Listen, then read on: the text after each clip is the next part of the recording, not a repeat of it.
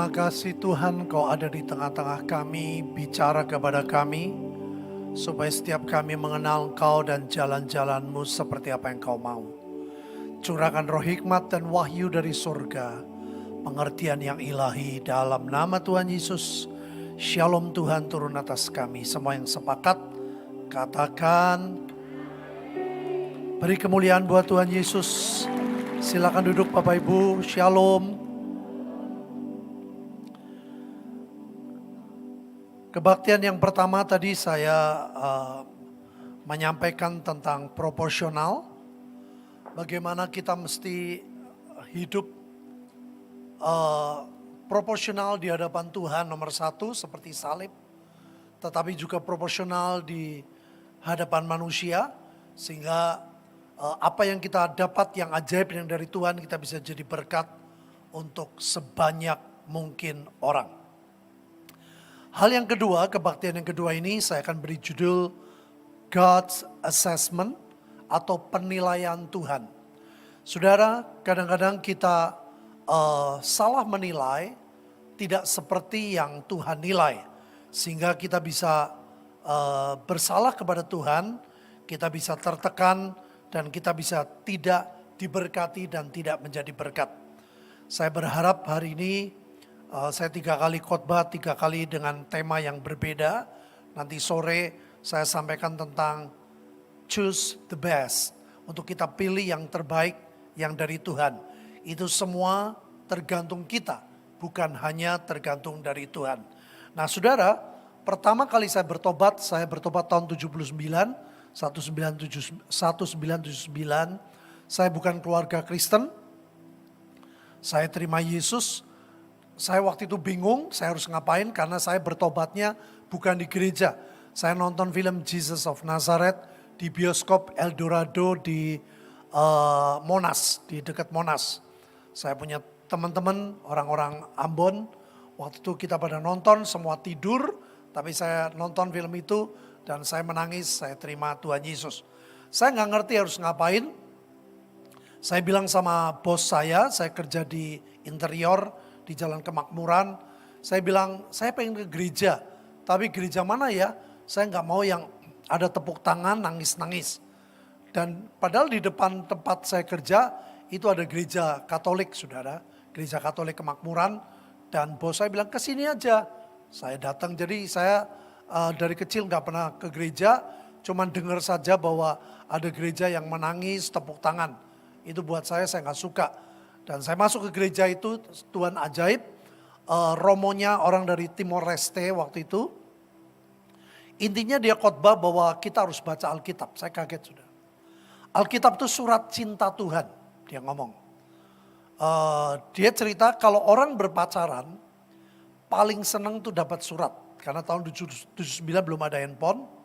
Saya waktu itu cukup kritis ya, saya dengar katanya pastor itu kan tidak nikah. Kok dia ngomong soal pacaran gitu, saya bingung juga. Tapi saya dengerin, bagus dia berkata, pada waktu kita terima surat, kita akan baca berkali-kali. Isinya sama, dia bilang. Tapi kita baca berkali-kali. Dan setiap kita baca punya arti yang berbeda. Ya, bisa berwarna-warni, itu pasturnya ngomong gitu sudah. Saya pikir ini make sense juga ya, masuk akal. Jadi dia bilang harus baca Alkitab. Saudara 79 itu, gereja Katolik bisa khotbah seperti itu. Dia bilang kadang-kadang kita taruh surat itu di bawah bantal supaya kita mimpi tentang kekasih kita. Ya, nah kita bangun lagi, baca lagi, padahal isinya sama. Berkali-kali dia berkata isinya sama. Pulang dari gereja saya beli Alkitab, saudara, Alkitab dari Katolik yang tebel.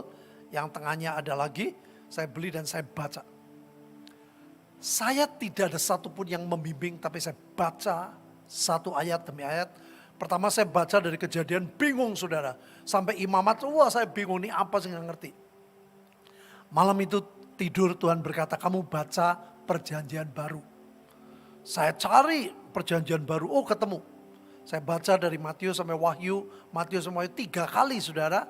Baru saya baca dari Kejadian sampai Maliaki, baca lagi Matius sampai Wahyu, akhirnya saya berpuluh-puluh kali sampai sekarang beratus-ratus kali. Dan saya bersyukur setiap saya baca, selalu saya punya sikap saya belum pernah baca. Itu yang membuat saya diberkati. Saya ke Israel saudara, ke-13 kali kemarin yang sebelum pandemi. Selalu setiap mau pergi, sudah mau ke Israel ya, saya kasih sedikit tips. Jangan merasa, oh aku sudah sering ke sini. Sudah gak dapat berkat. Ya, saya kalau Tuhan kehendaki nanti Januari kami mau ke Israel. Saya gak suka panas saudara. Nah saudara, setiap ke Israel selalu Tuhan berkata, kamu jangan merasa pernah ke sini. Karena apa? Israel itu Alkitab terbuka. Kalau saudara merasa aku sudah pernah ke sini, saudara sulit dapat berkat. Padahal Alkitab berkata kasih Tuhan itu baru setiap pagi. Yang percaya katakan, baru setiap pagi. Setiap kita baca Alkitab, saudara jangan merasa aku sudah pernah baca. Sudah kehilangan rema. Dari situ saudara saya bilang sama anak-anak saya bilang Papa tidak pernah tuntut kamu apa-apa. Papa hanya minta baca Alkitab. Nanti kamu kenal Tuhanmu. Dan kamu akan merasakan tuntunan Tuhan itu ajaib dari firman. Sehingga saudara akan mengenal. Mengerti tentang Tuhan dan jalannya dengan cukup luas saudara. Tadi pagi saya cerita saudara. Saya bersyukur saya sampai sekarang masih jadi berkat. Saya sering khotbah di gereja Protestan kuno saudara. Pendetanya ada 600, mereka retreat, mereka undang saya. Saya bilang saya bersyukur Tuhan. Bagaimana kita dapat yang ajaib, tapi kita juga jadi berkat yang ajaib. Kita bisa menyalurkan ke sebanyak mungkin orang, saudara. Supaya orang diberkati melalui hidup kita yang diberkati. Maka dari itu, dalam yang kedua ini, kebaktian kedua saya beri judul tentang penilaian Tuhan. Saudara, ternyata penilaian Tuhan itu sering berbeda. Ya. Saya waktu baca ayat ini pertama kali saya shock. Next. Dalam Kisah Rasul 13 ayat 22. Setelah Saul disingkirkan, Allah mengangkat Daud menjadi raja mereka. Tentang Daud, Allah telah menyatakan, perhatiin Bapak Ibu, aku telah mendapatkan Daud bin Isai, seorang yang ini aneh, berkenan di hatiku, itu oke lah. Yang kedua, dan melakukan apa? Segala kehendak. Jujur hati saya protes saudara. Karena saya baca hidupnya Daud. Saya baca perjalanannya. Kenapa sampai Tuhan berkata aku menemukan Daud yang melakukan segala. Segala itu apa? Hah? Segala itu apa? Semuanya. Semuanya itu apa? Segala. Artinya tidak pernah. Tidak. Tidak pernah Daud tidak melakukan kehendak Allah. Waktu saya baca sampai sini saya bingung saudara. Ternyata penilaian Tuhan itu berbeda. Memang kita tahu saudara Tuhan itu ajaib. Kalau lihat ada orang berbuat salah dan bertobat. Bukan cuma dicoret tapi diapain? Kesalahannya bukan cuma dicoret tapi diapain? Dihapus. Sering kali kita gak begitu saudara. Kalau lihat ada orang melukai kita. Kita sering kali cuma mencoret pada waktu kita mengampuni. Tuhan menghapus. Makanya sore nanti saya akan mengajar saudara. Ada kehendak baik, ada kehendak berkenan, ada kehendak yang sempurna. Pada waktu kita mengampuni dan kita menghapus, itu kita lupa saudara. Saya sampai sekarang masih ingat bagaimana saya ditempeleng ayah saya. Saya sampai jatuh. Tapi kalau saya cerita, saya sudah tidak terluka seperti dulu. Waktu saya cerita, saya malah merasakan kebaikan Tuhan melalui kejadian itu. Itu sebabnya saudara, kita perlu mengerti penilaian Tuhan. Rapot Tuhan berbeda saudara. Kalau lihat dari ayat ini, sepertinya tidak adil. Sepertinya Tuhan menilai salah. Kenapa? Next. Lalu berkatalah Daud kepada Nathan, aku sudah berdosa kepada Tuhan. Dan Nathan berkata kepada Daud, Tuhan telah menjauhkan dosamu itu, engkau tidak akan mati. Saudara, ada dua dosa. Dosa yang mendatangkan maut dengan dosa yang tidak mendatangkan maut. Kalau menurut saya yang dilakukan Daud, ini dosa yang mendatangkan maut. Dia merebut istri orang, membunuh suaminya. Bayangin saudara. Buat saya sulit saya mengerti. Buat saya ini penilaian yang aneh. Dan Daud menyadari loh, aku berdosa. Ini bukan dosa kecil Bapak Ibu. Dan Daud bukan cuma sekali. Artinya dosa. Dia bunuh suami orang, dia rebut istrinya. Dia pernah jatuh dalam kesombongan. Berdebar-debarlah hati Daud setelah ia menghitung rakyat. Lalu berkatalah Daud kepada Tuhan, aku telah sangat berdosa karena melakukan hal ini. Maka sekarang Tuhan jauhkanlah kiranya kesalahan hamba-Mu sebab perbuatanku sangat bodoh. Saudara, setiap Daud salah. Dan Daud bertobat. Itu pertobatannya betul-betul murni. Itu sebabnya Tuhan bisa bicara melalui Nathan. Tuhan menjauhkan dosamu. Karena Tuhan melihat pertobatan Daud yang begitu rupa. Ada orang yang bertobat tapi enggak betul-betul bertobat. Saya tadi bikin cerita kenapa saya suka menginjil. Pada waktu saya bertobat, saya dilepaskan dari kepahitan, saya dilepaskan dari perzinahan. Itu sebuah berkat yang luar biasa. Setiap ketemu orang selalu saya pengen cerita. Saya pengen cerita bagaimana Tuhan itu baik. Saya betul-betul bertobat saudara. Itu sebabnya ini yang bisa rasakan cuman pribadi dengan Tuhan. Saudara betul-betul bertobat atau tidak. Saudara akan berasa di sini. Tuhan tuh ngampuni. Kalau kita bersalah, kita ngomongin orang, kita benci sama orang, kita jengkel, dan kita bertobat, saudara akan berasa di sini. Aku betul-betul bertobat atau tidak? Daud berdosa Bapak Ibu, dia pernah sombong, dia membunuh suami orang, dia merebut istrinya. Dosa gede Bapak Ibu. Kadang-kadang kita nggak lihat. Kita bingung cara menilainya Tuhan. Tapi yang pasti saudara, hidup kita tuh seperti orang sekolah.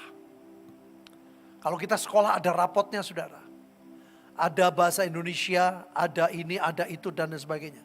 Setiap ada nilai, tidak bisa cuma satu nilai. Tapi keseluruhan baru gurunya menetapkan ini lulus atau tidak. Ada nilai-nilai penting, ada nilai-nilai yang tidak penting. Ada dosa yang mendatangkan maut, ada dosa yang tidak mendatangkan maut. Yang dilakukan Daud, dosa gede Bapak Ibu. Sombong juga besar. Bangga. Next.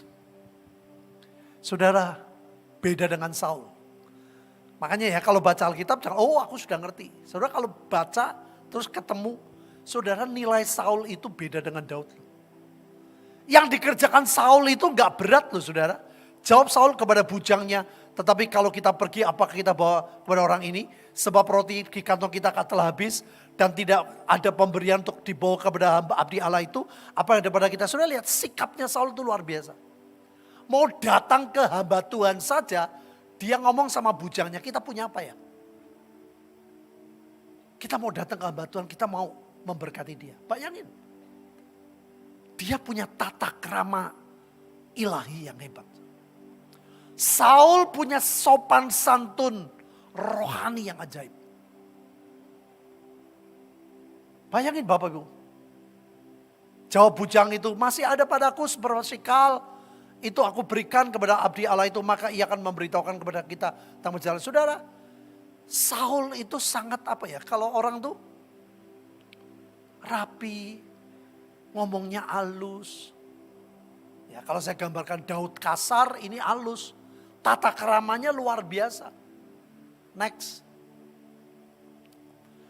Dahulu di antara orang Israel apabila seorang pergi menanyakan petunjuk Allah, ia berkata begini, mari kita pergi kepada pelihat, sebab nabi yang sekarang ini disebutkan dulu pelihat. Kemudian berkatalah Saul ke bujangnya, pikiranmu itu baik, mari kita pergi. Sudah. Apa sih yang salah di Saul? Kenapa Tuhan menyingkirkan Saul dan Tuhan menemukan Daud yang berkata, aku menemukan, dia melakukan segala kehendakku. Kalau saudara menilai secara manusia, saudara, kita bisa keliru. Kita sedang menghadapi fenomena demi fenomena, saudara. Kalau engkau tidak menilai dengan kacamata Tuhan, sudah bisa kecewa. Banyak orang bertanya, Pak, COVID itu dari Tuhan atau dari setan? Saudara, kalau engkau tidak bisa menilai, engkau akan kecewa. Saya nggak sempat khotbah itu. Next.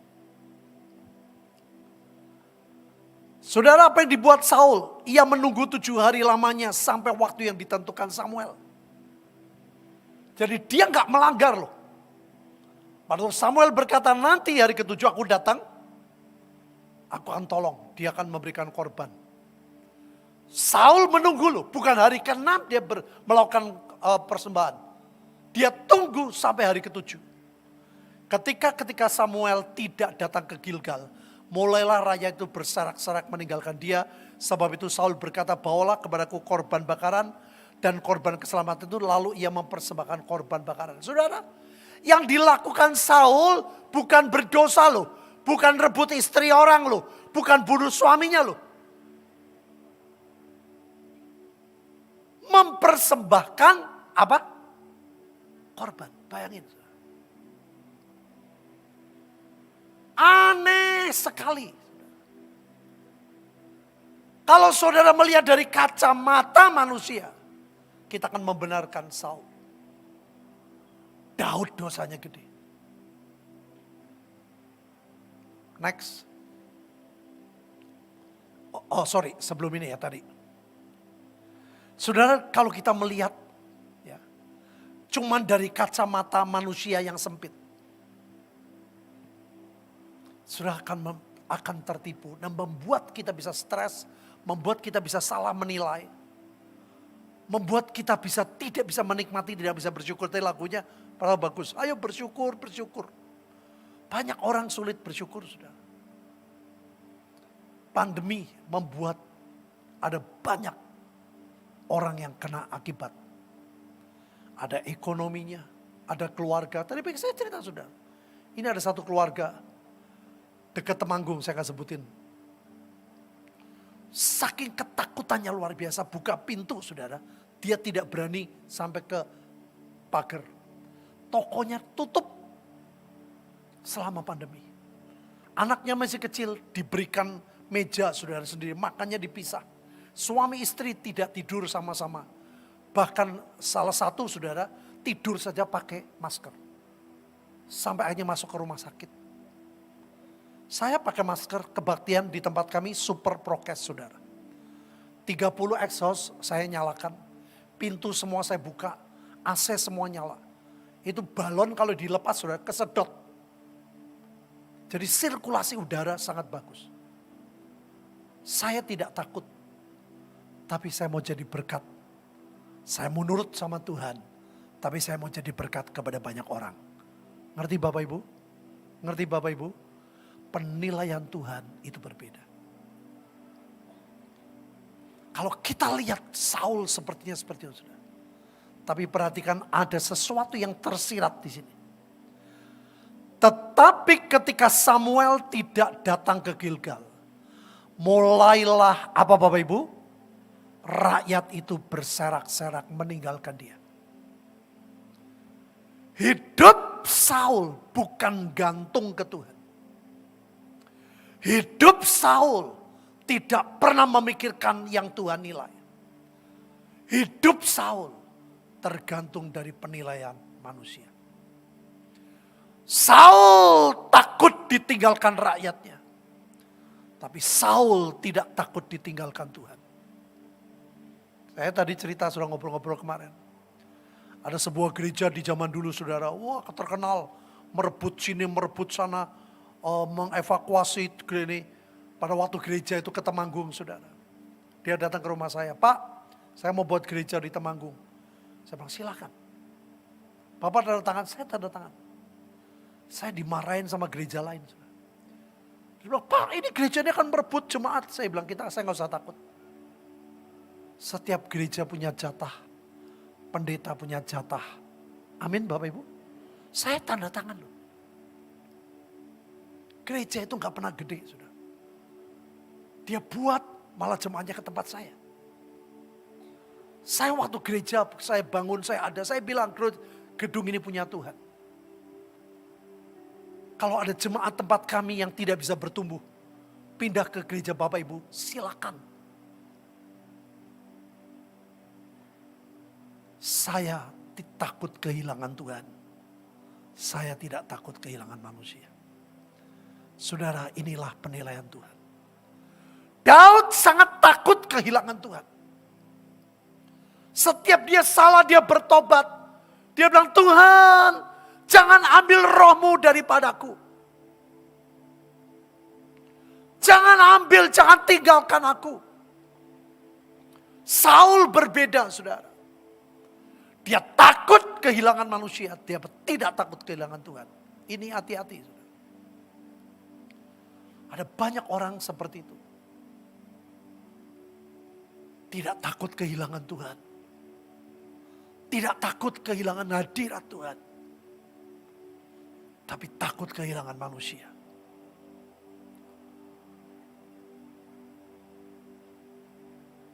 Rapot itu berbeda di hadapan Tuhan, saudara.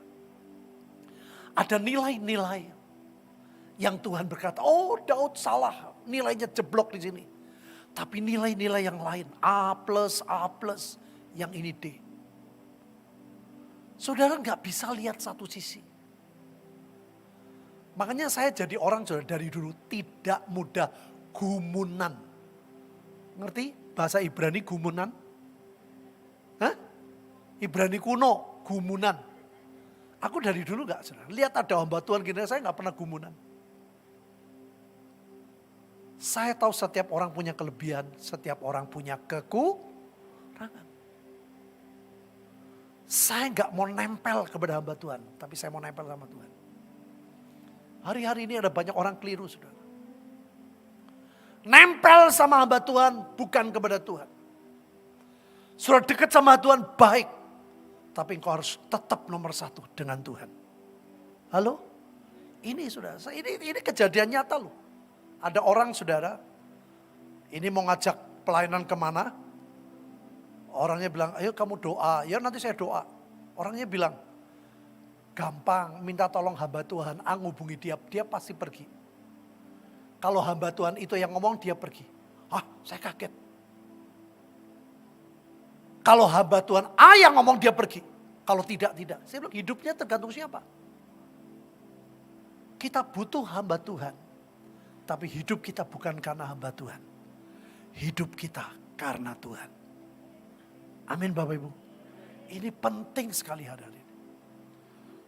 Itu yang membuat kita tidak mudah kecewa saudara. Saya dari awal bertobat saya diajar Tuhan. Untuk tidak mudah kecewa. Tapi saya bisa menghargai. Saya banyak belajar, sudah dengerin khotbah tentang kasih karunia. Dengar khotbah sadu. Saya serap semua saudara. Yang baik, yang cocok, saya terapkan. Kalau saya doa peperangan, saya nggak merasa kuat. Saya merasa ini kasih karunia. Saya bisa menempatkan oleh anugerah Tuhan. Penilaian Tuhan itu ajaib. Yang menangkap, katakan amin. Contoh yang kedua, perjanjian baru. Petrus, next. Sebenarnya kalau kita lihat Petrus ya, ini dosanya, kesalahannya gede. Kata Petrus kepadanya, sekalipun aku harus mati bersama engkau, aku tidak akan menyangkal engkau. Semua murid yang lain pun berkata demikian. Saudara, luar biasa. Seolah-olah imannya hebat. Seolah-olah tidak ada kelemahan. Next. Maka mulailah Petrus, apa Bapak Ibu? Mengutuk dan bersumpah, aku tidak kenal orang itu. Bayangin. Alkitab berkata loh, siapa yang menyangkal Tuhan, Tuhan akan menyangkal. Ini Petrus nyangkal, saudara. Ini dosa gede loh, saudara. Mengerikan yang dibuat oleh Petrus. Jadi saya buat perbandingan di perjanjian lama, Daud dan Saul. Dalam perjanjian baru, Petrus dan Yudas. Saudara sering baca Alkitab, jadi kita tahu langsung tahu. Coba baca seperti belum pernah baca. Saudara akan menilai Yudas lebih baik dari Petrus. Yang dibuat Petrus gak benar kok. Perhatiin saudara, dan pada saat itu berkokoklah ayam, maka teringatlah Petrus akan apa yang dikatakan Yesus kepadanya. Sebelum ayam berkokok, engkau telah menyangkal aku 3 kali. Lalu ia pergi dan menangis dengan, ini yang beda. Petrus bukan orang yang sempurna. Daud bukan orang yang sempurna. Tapi pertobatannya itu dinilai oleh Tuhan. Beda dengan Saul. Beda dengan Yudas. Next. Ada orang yang menjadi gusar berkata kepada seorang orang lain, untuk apa pemborosan minyak 16 tahun ini? Sebab minyak ini dapat dijual 300 dinar lebih dan uangnya dapat diberikan kepada orang miskin. Lalu mereka memarahi perempuan itu. Saudara, luar biasa loh. Yudas itu dilihat dari tampilannya hebat. Memperhatikan orang miskin. Dan usulnya luar biasa. Daripada minyaknya buat kaki Yesus, lebih baik dijual untuk orang miskin. Saudara, kalau belum pernah baca Alkitab, lihat seperti ini kita tuh kagum. Halo? Halo? Betul nggak? Saudara kagum, luar biasa nih orang. Gak gampang loh saudara. Pada waktu saya lagi bangun sekolah. Dan sekolah itu saya tinggalkan, saya bilang uangnya kita alokasikan untuk orang miskin. Selama pandemi. Kita sampai 3 miliar saudara. Untuk orang miskin.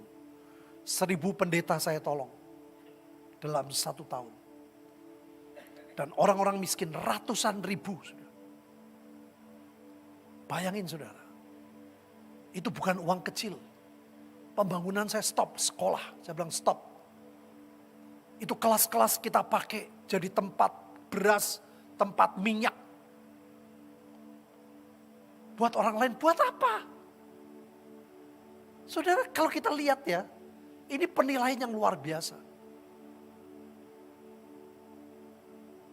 Apa yang kami lakukan seperti luar biasa, tapi lebih penting saudara. Apakah itu datang dari Tuhan? Saya dikasih mimpi. Pertama istri saya, dia bilang kita pribadi kasih uang sekian. Saya syok. Saya bilang Tuhan bukan. Saya lihat pendeta mata duitan loh.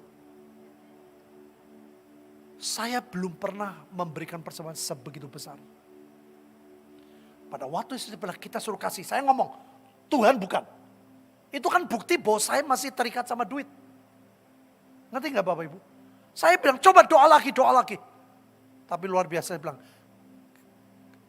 yang kamu doa sendiri aja. Saya diberi mimpi sama Tuhan, saudara. Dan saya tahu, lakukan itu. Menyakitkan, saudara. Jadi waktu saya baca ini luar biasa sekali. Tapi apa yang dikatakan oleh Yudas bukan keluar dari cinta.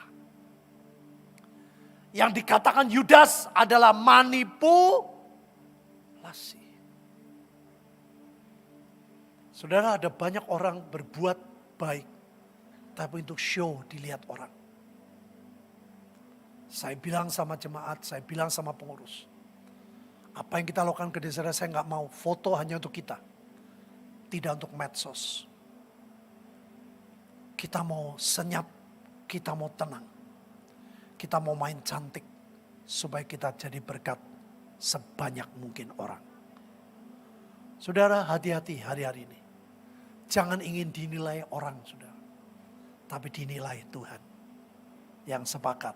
Katakan, next. Pada waktu Yudas yang menyerahkan, dia melihat bahwa Yesus telah dijatuhi hukuman mati. Menyesal, iya. Bayangin saudara. Petrus nangis, Yudas juga menyesal loh. Bedanya di mana? Lalu ia mengembalikan uang yang 30 perak itu kepada imam. Sudah luar biasa. Luar biasa, tapi lihat akhirnya. Yudas memilih bunuh diri. Harga dirinya terlalu tinggi, saudara. Rendah hati mudah diucapkan, prakteknya sulit, sungguh. Saya sampai ngomong, Tuhan ampuni saya. Waktu saya bilang, kasih sekian, saya bilang, hah? Dari Tuhan bukan. Itu kan hati saya nggak benar. Saya digoncang duitnya, saya nggak benar. Saya minta ampun loh, sampai saya doa puasa setelah itu. Saya bilang, Tuhan ampuni saya hamba Tuhan kok masih mata duitan. Saya bilang, uang itu punya Tuhan kok, bukan punya saya. Mungkin buat pedagang gede nggak ada masalah. Buat pendeta yang kaya nggak ada masalah, buat saya masalah. Sampai saya renovasi rumah berhenti, saudara. Ada banyak yang nolong, ada orang-orang Semarang yang bantu gambar segala macam, saya nggak sebutin namanya. 8 bulan sampai berhenti. Makanya kalau saya lihat Saul luar biasa sekali. Apa yang beda, saudara? Yudas menyesal, Saul menyesal. Bedanya akhirnya. Yudas menyesal, tapi dia tidak bertobat dengan sungguh-sungguh. Harga dirinya terlalu tinggi. Dia memilih bunuh diri. Petrus menangis dan dia bertobat. Mari kita pilih bertobat. Menangis di hadapan Tuhan. Amin Bapak Ibu. Sehingga Tuhan bisa menilai sesuatu yang ajaib dalam hidup kita. Next. Pengetahuan kita tidak lengkap, nubuat kita tidak sempurna. Saudara, saya mau jelaskan ini.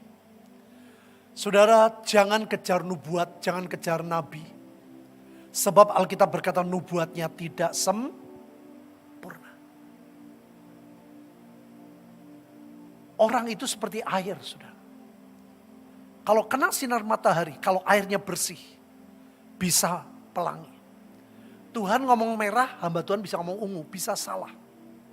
Apalagi kalau airnya kotor. Hargai hamba Tuhan, tapi jangan kejar hamba Tuhan. Amin Bapak Ibu. Kejar Tuhan. Saya dulu kenal seorang hamba Tuhan. Kalau ada orang mengejar dia sudah berlebihan, dia risih banget. Orang bilang, Pak doain, dia risih. Tapi sekarang ada banyak orang. Bukan Yesus sebagai Tuhannya, sudah. Bukan Yesus sebagai penilainya. Ada ngomong, selama hamba Tuhan itu ada, saya ada. Oh saya bilang, itu salah loh. Selama ada Tuhan kita harus ada. Halo? Bukan hamba Tuhan ada itu jadi ada. Ini kejadian sungguh sudah. Sampai pekerjaannya dia terlantar. Hamba Tuhan itu ke A, ke kota itu dia ikut. Hamba Tuhan ke B, dia ikut. Dia pebisnis. Dia tidak mengerjakan bagiannya. Hanya diprotes banyak orang. Kacau semua. Saudara nempel sama Tuhan. Saya kalau doa 24 jam, saya paling senang yang jam 9. Karena lagu bahasa Jawa, saudara. Itu lagu-lagunya artinya bagus-bagus loh. Gandol Gusti yo, gandol Gusti. Artinya apa? Bersandar sama Tuhan. Saya tuh diberkati banget saudara. Lagu-lagu Jawa tuh saya seneng banget. Apa? Tangiyo, tangiyo kemarin bilang ya, waktunya sudah dekat kita harus bangun. Itu bagus-bagus saudara. Itu doa 24 jam sesi bahasa Jawa. Itu yang datang pendeta desa banyak datang. Orang-orang desa banyak datang. Saya sering ikut saudara. Karena jam segitu jam 9 sampai 12. Kalau jam 11 saya sudah mulai geliang saudara. Tapi pemimpinnya ngerti. Kalau saya sudah mulai geliang malah ayo kita nyanyi. Gandol Gusti yo. Oh aku melek lagi saudara. Saya bisa jam 12. Artinya yang saya pegang. Kita perlu gandol Gusti, bukan gandol hamba Tuhan. Yang sepakat, katakan. Tetapi aku melatih tubuhku dan menguasainya, Paulus berkata seluruhnya. Supaya sesudah memberitakan Injil kepada orang lain, jangan aku sendiri ditolak. Ini dari dulu saya bingung saudara. Kenapa Paulus takut ditolak? Bukan ditolak orang. Ditolak siapa? Tuhan. Saudara, pengganti Yudas itu adalah Paulus. Selalu pemulihan lebih hebat dari sebelumnya. Paulus jauh lebih baik dari Yudas. Apa yang dikerjakan Paulus sudah lihat penderitaannya luar biasa. Dia kasih hidupnya, kasih duitnya. Dia buat tukang kemah. Bukan untuk dirinya memperkaya diri. Tapi untuk kawan sekerja. Kurang apa Paulus sudah? Aneh dia berkata, aku dari dulu tanya Tuhan. Kenapa sih ya kok Paulus takut ditolak? Saudara ajaib. Pada waktu saya ambil S3. Ada seorang profesor yang khotbah. Saya biasanya suka menyepelekan saudara. Alah, ahli Alkitab paling begitu saudara. Pada waktu dia khotbah saya terkejut.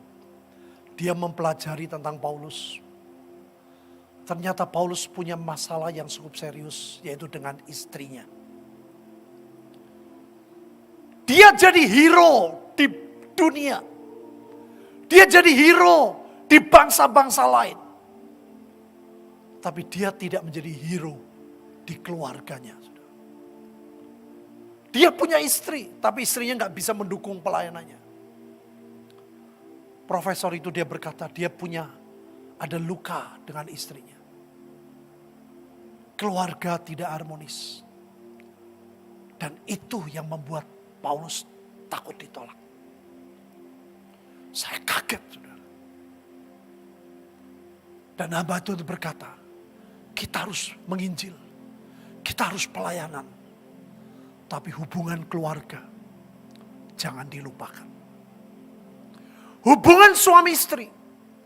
Hubungan saudara dengan anak-anak, dengan suami. Saya jadi hero di banyak orang, saudara. Pada waktu KKR di Belanda tahun 85. Panitianya Ibu Iin, Jeffrey Rahmat itu panitianya. Saya yang khotbah. Mereka kerja keras yang dapat surat penghargaan saya, saudara, dari Billy Graham. Karena ada anak muda berani buat KKR besar. Padahal saya cuma khotbah. Mereka yang kerja, saudara. Billy Graham dapat dari Johann Masbach. Johann Masbach dengar ada ketua RMS, orang Maluku. Pada waktu saya khotbah, saya cerita tentang saya ngampuni ayah saya. Dia datang ke depan, dia bilang, doain saya benci sama Indonesia. Saya ajak Chris Manusama karena orang RMS itu namanya orang farmnya Manusama. Chris Manusama saya ajak dia kesaksian. Dia mesti diam, saudara. Pada waktu saya kesaksian, dia nangis. Dia bilang, aku benci Indonesia. Dan saya doakan orang itu. Hanya masalah itu saudara. Berita itu sampai ke Johann Masbach. Johann Masbach ke Billy Graham. Saya dapat surat penghargaan. Saudara, saya bilang Tuhan, saya jadi berkat buat banyak orang. Saya harus jadi hero buat istri dan anak-anak saya. Saya gak mau kehilangan mereka. Saya mau jadi berkat buat anak-anak saya. Kemarin kami barusan pulang dari Bangkok, saudara. Saya pelayanan di tempat ibunya Pak Victor, ibu angkatnya. Tapi saya juga family time. Saya ada waktu dengan anak-anak saya. Kita ngobrol bareng. Kita dolan bareng. Di kamar kita bercanda. Pergi-pergi kita guyonan. Ke pasar cak tu cak kita bersama-sama. Itu waktu yang penting, saudara. Saya pelayanan, mobilitas saya tinggi, saudara. Hampir saya kurang istirahat. Tapi saya harus punya family time. Dengan keluarga. Yang mengerti, katakan. Saudara, ayat selanjutnya. Itu semua harus dilatih, saudara. Ada orang kita bilang, oh kita pelayanan supaya kita diangkat. Saudara, itu betul. Hati kita perlu ke jiwa-jiwa. Tapi istri dan anakmu itu juga jiwa, saudara. Halo? Halo? Keluargamu itu jiwa, saudara. Itu yang paling dekat. Saudara pengen tahu hidup saya kayak apa? Tanya pembantu saya. Bukan tanya ke jemaat, tanya pembantu. Saya pemarah atau bukan? Keluarga saya harmonis atau bukan? Pembantu yang tahu, saudara. Saya harus jadi berkat buat istri anak-anak saya. Saudara, ayat ini bagus. Tetapi yang terpenting dalam hukum Taurat kamu abaikan, yaitu keadilan belas kasihan. Ini yang bagus. Baca bersama saya 2-3. Yang satu harus dilakukan dan yang lain jangan diabaikan. Anak saya yang gede, saudara. Satu kali saya suruh dia, Tuhan tuntun dia di YWAM. Satu kali dia ada masalah dengan bule. Mentornya berkata, Vincent, kamu tidak boleh pelayanan. Padahal setiap weekend itu pelayanan di downtown LA. Dia nggak boleh. Dia marah, saudara. Dia telepon sama saya. Pak, aku nggak mau di sini. Saya bilang, kenapa? Aku lagi jengkel nih sama bule. Tapi aku nggak boleh pelayanan. Loh, alasannya apa? Mentornya berkata, kalau kamu mau pelayanan, seperti kamu memberikan persembahan. Alkitab berkata, tinggalkan persembahan itu, berdamai lah dahulu baru memberi persembahan. Loh, saya bilang betul tuh Vin, itu betul. Saudara, dia berubah. Dia pelayanan, tapi dia memperbaiki hubungan dengan teman-temannya. Ngerti Bapak Ibu? Dan saudara, itu diterapkan. Satu kali saya pelayanan 5 bulan yang lalu atau 6 bulan yang lalu saya pelayanan di Turki, di Istanbul. Saudara, bersana tuh mengerikan, menyedihkan. Jadi saya baru tahu gereja di kota itu beda dengan gereja desa. Presiden mereka minta gereja di kota itu seperti museum. Dan saya pelayanan di situ, saya masuk. Pertama saya heran, kok masuk warung, ternyata tuh kamuflase. Masuk ke sebuah gedung, dan di situ mereka kebaktian. Mereka bilang, Pak, kita cuma ada waktu 1 jam. Saudara, sangat menyedihkan sekali. Makanya saya bilang kita di Indonesia ngucap syukur, Pak. Betul-betul bersyukur kita bisa kebaktian. Seperti ini, ajaib. Nah, saudara, saya pagi itu mau sarapan tuh berbeda. Istri saya bilang, yuk kita makan Chinese food. Anak-anak saya senangnya kafe, kopi, beda saudara. Jadi saya sama istri saya Bu Linda makan di Chinese restoran. Pegawainya satu pun tidak ada yang bisa bahasa Inggris. Satu pun gak ada. Jadi caranya milihnya lihat apa? Gambar. Nah, setelah saya lihat ada seperti capcay saudara. Oh, ini aman. Satunya seperti puyong hai, aman. Jadi saya bilang 1, 2. Artinya apa? 1, 2 gitu. Ini 2 pilihan. Wong cuman kita berdua saudara. Saya lagi gak makan nasi. Saya mengurangi berat badan. Saya ini satu. Saudara tahu keluarnya berapa? Ayo. Saya kan bilang, 1, misalnya ini ya, Puyonghai 1, Capcay 2, 1, 2. Keluarnya berapa? Jengkel kayak aku, bapak ini. Aku lihat gambar, Capcay 1, Puyonghai 2, 1, 2. Keluarnya berapa? Wong Semarang tenan lagi. Fik. Musuhin aku nih, Fik. Tak ulangi ya. Saya lihat Capcay, saya bilang 1. Saya lihat Puyonghai 2, 1, 2. Berapa? Ono meneh rolas. Saudara keluarnya 3 masakan. Puyonghainya 1, Capcaynya 2. Waduh. Istri saya bilang, gak mau. Aku gak mau. Saudara kalau perempuan kan beda sama laki ya. Makanya saya kadang-kadang bingung. Saya tahu kalau saya bilang, suruh kasih persembahan, saya tahu itu betul-betul dari Tuhan. Kalau perempuan saudara, kalau ke pasar, beda 50.000 bisa muter-muter saudara. Kalau saya gak mau, tuku ya wis baru. Saya bilang, gak mau.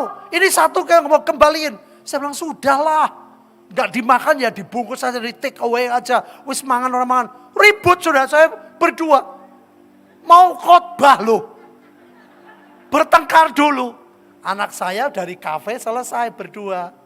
Dia lihat saya saya kalau bertengkar ya saya ngomong, gak bisa. Jadi pegawainya juga ngeliatin. Untung dia orang ngerti kita pendeta loh saudara. Nah tahu saya pendeta, bayangin saudara. Terus anak saya datang dia lihat. Dia bilang, papa, mama, sorry ya. Lebih baik kalian batalkan pelayanan. Hah, saya kaget. Jam 1, Vin, papa khotbah. Sorry, pak. Lebih baik batalkan pelayanan. Saudara ngerti maksudnya? Saudara ngerti maksudnya? Saya pelayanan. Saya mau jadi berkat buat gereja underground. Tapi saya nggak boleh abaikan yang lain. Buat apa saya pelayanan tapi saya nggak jadi berkat buat istri saya? Saya marah loh, saya bilang sudahlah. Kamu berani kasih duit begitu gede. Ini cuma segini kok. Saya ngomong saudara, saya kan logika. Dulu saya bilang itu dari Tuhan bukan. Itu segitu gede. Ini berapa nih murah saya bilang itu. Itu ribut. Oh saya marah saudara. Anak saya bilang, lebih baik papa tidak pelayanan.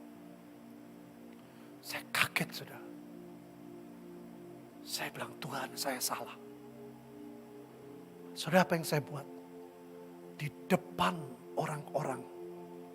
Saya minta maaf sama istri saya. Saya bilang Lin saya minta maaf. Istri saya minta maaf.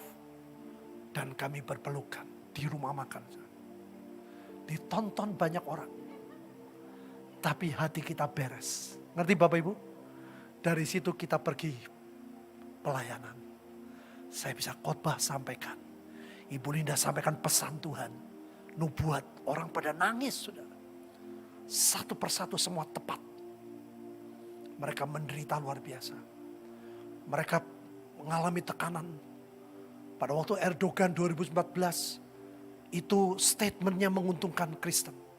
Mulai jadi presiden, gorok. Pajak Kristen lebih gede. Sekolah lebih mahal kalau Kristen. Ke rumah sakit kalau Kristen lebih mahal. Makanya orang menjual Yesus. Mereka bilang saya buka toko, saya nggak tahan. Satu persatu dinubuat, tepat sudah. Kalau hati kita kotor, nggak mungkin kita jadi berkat seperti itu. Nanti Bapak Ibu, saya pulang, mereka gondeli saya. Pak jangan pergi, kami butuh Engkau. Saya bilang jangan. Kami hamba Tuhan. Kalian butuh Tuhan. Amin Bapak Ibu. Kita hadapkan semua ke Tuhan. Dan saya bersyukur saya jadi berkat. Anak-anak saya dia respect. Dia bilang papa thank you ya. Papa mau pemberesan sama mama. Aku kagum. Aku mau lihat kemuliaan Tuhan. Amin Bapak Ibu. Hidup kita jadi berkat di banyak orang. Tapi di keluarga kita harus jadi berkat yang ajaib. Yang menangkap, katakan, mari kita bangkit berdiri.